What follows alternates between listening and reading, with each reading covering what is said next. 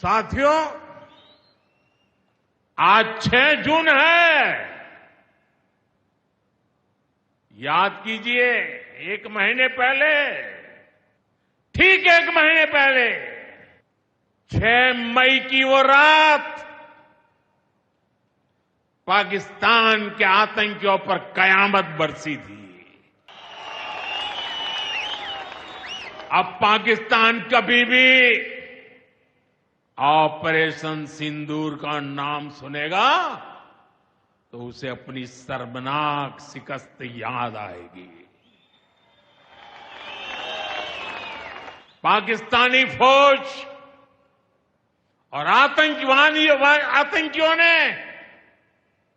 कभी सोचा नहीं था कि भारत पाकिस्तान में सैकड़ों किलोमीटर अंदर जाकर के आतंकवादियों पर इस तरह वार करेगा। बरसों की मेहनत से उन्होंने आतंक की जो इमारतें बनाई थी